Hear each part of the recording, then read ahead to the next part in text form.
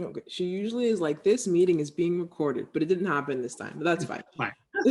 Okay, so hello, thank you so much for being here. I am with Jonathan Wysocki, director and writer of Dramarama. First things first, how are you doing?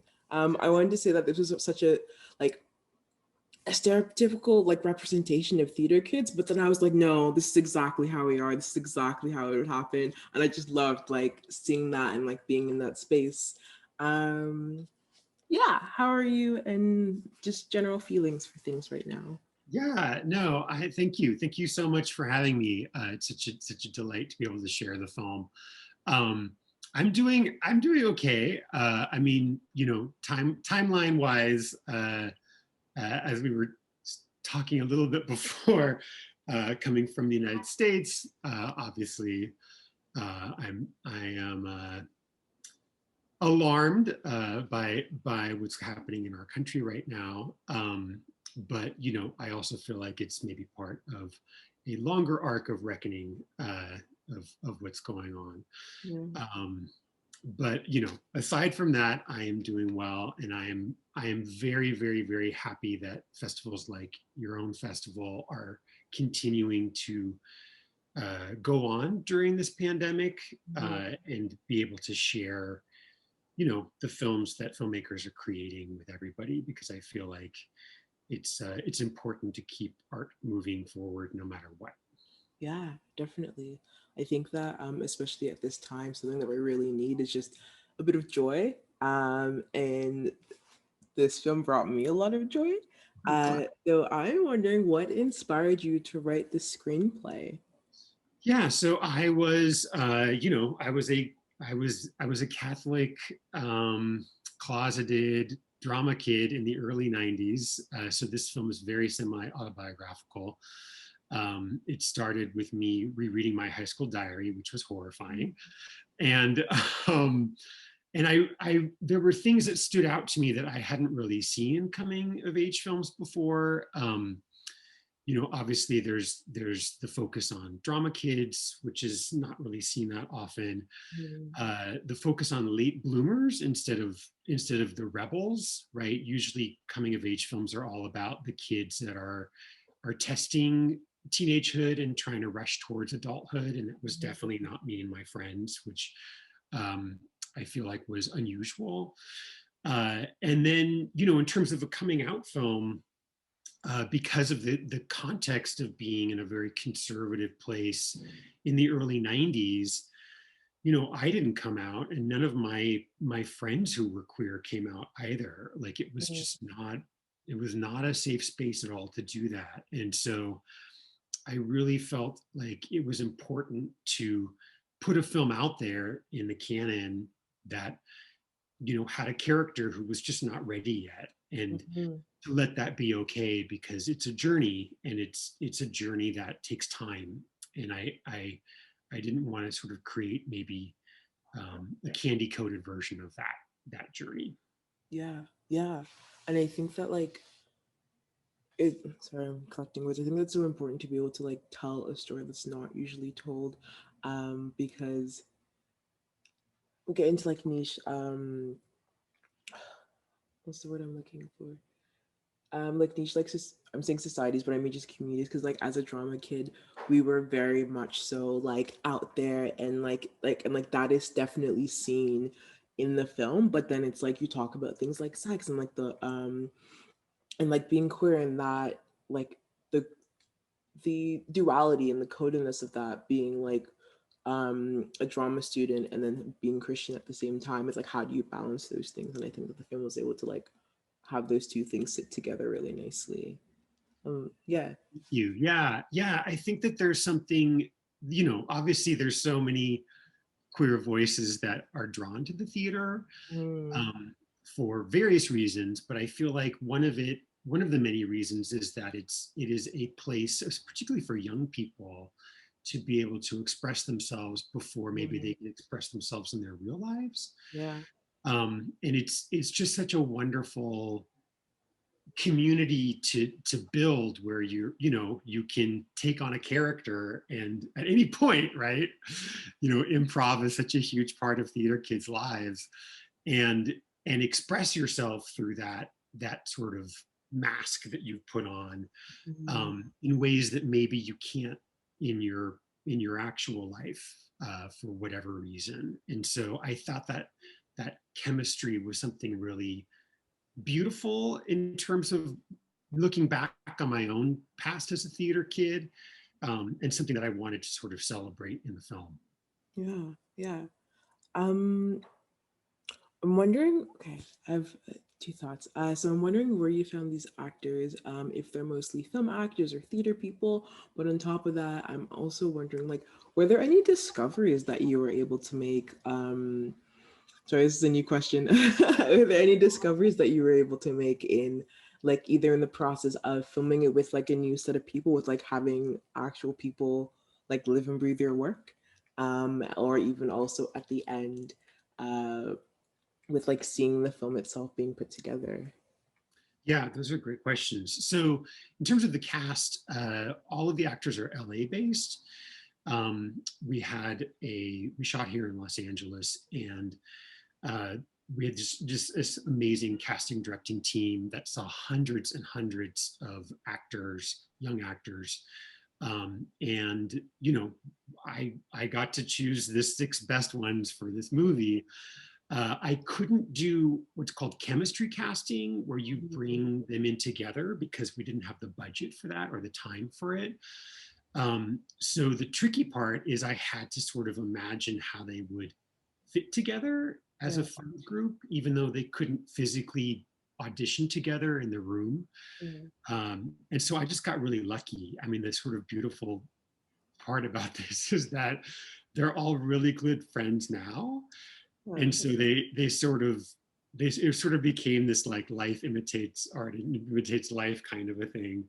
Um, and four of them, of the six of them, actually had theater backgrounds, actually came from the theater. And so I think you also kind of feel that in the film, that they know what like sort of being a drama kid is like. um and then in terms of the discovery process, like I always feel like a film is written three times. I feel like it's written when you're at the screenwriting phase, and then it's written a second time in production with all the different creative people that you've brought together for that, including the actors, and then it's written a third time by the editor. And I love that process, and I love the process of, as a writer, when you get to sort of leave that behind and then open the doors to see what all the wonderful things that the actors are going to bring to the characters, and make those characters their own.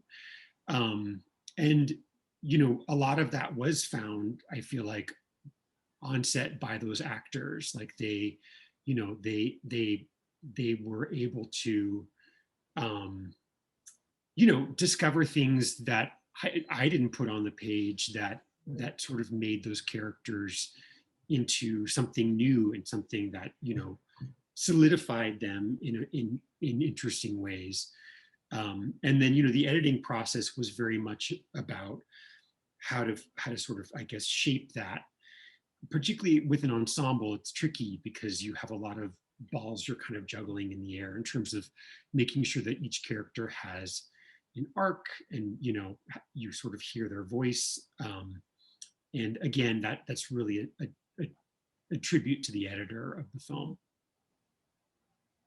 Yeah. Thank you. Um, in Okay, I don't know a lot about film, so maybe this isn't editing, but like, what's your favorite shot? I found some of them were so like some of them that stood up to me was like the Chuck E. Cheese moment, and then also like when they're like running across, like looking for the different clues. I was like, this is such like this is such a bit, like this is such a moment, and those like really like sparked joy for me. So I'm wondering what were some of your favorite shots. I also love those running around shots.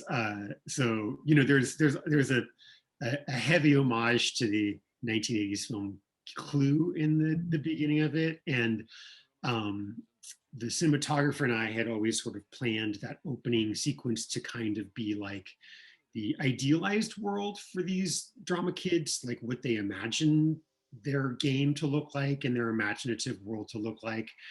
And so, you know, both the score and the shots are a little bit more like a commercial Hollywood movie. Mhm. Um, and I also love those shots because they're, you know, they're just so heightened and and and silly and fun. Um, and you get to sort of peek into what their imagination is a bit like. Mhm. Um, sorry, something outside my street sweeper outside my apartment. Welcome to Okay. Zoom, ladies and gentlemen. Um, I also love I love the shots in Oscar's car the morning after before they go to the airport when Mhm. they're just sort of silently waiting for that final goodbye. Yeah. Um, there's something about the way that the sort of sun is coming up and they're just kind of waiting to sort of leave that it pulls at my sort of nostalgia strings in terms of Mhm. time that I would spend with my own friends Yeah. and the sort of silent moments that we had together. Yeah. Thank you.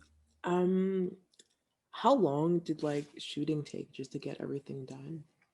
Uh, we shot for 16 and a half days, which is pretty quick. But it's also, you know, with low budget films, it's kind of required required required these days to, you know, do everything within 2 or 3 weeks. So, Yeah. you know, Is there a shot that took the longest to film? there's a scene that took the longest, which is the scene where JD comes and sort of grills everyone in the living room. That scene I think is 7 pages long, and we Mm. had to shoot the whole thing in one day. And it's, you know, just in terms of filmmaking, you have 6 actors who you have to get coverage for. And we were, you know, for those of you who know film stuff, like we were definitely on double letter shots by the end of that day. And it was so hot. We shot in the middle of summer in the San Fernando Valley, which is very hot. And the actors were in those costumes, those Victorian costumes. They were just sweating.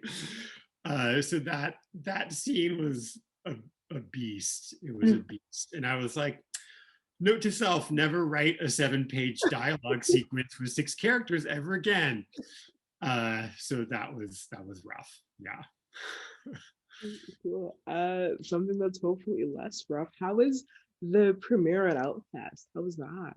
Oh, it was so magical. It was Oh. wonderful. I mean, you know, as you well know, all the festivals have had to pivot in different ways, and you know, Outfest had an online component, but they were able to do a drive-in screening as well in the Malibu Hills, and it was, you know, I think I speak for all filmmakers in that no filmmaker has made a film last year where they thought that they would be screening it online for the festival circuit. And, you know, I think particularly when you have comedic elements like our film, it's a little heartbreaking to not be able to be in an audience Yeah. listening to when people are going to laugh at your movie. Um, but I was able, at least at that drive-in, to hear laughter from the other cars. So I was like, all right, it's not exactly the same thing as being in a theater, but I'll take this moment and I'll Yeah. celebrate this little moment of being able to collectively watch this movie together on the big screen, even if we're stuck in our cars. um, and I truly hope, you know, when this is over, to watch this movie in an actual theater. It's something that I look forward to. So, Yeah. I hope you're able to get that too. That's all the questions I have for you. Thank you so much for oh, thank being you so here, much. talking with me. Yeah, it was a pleasure.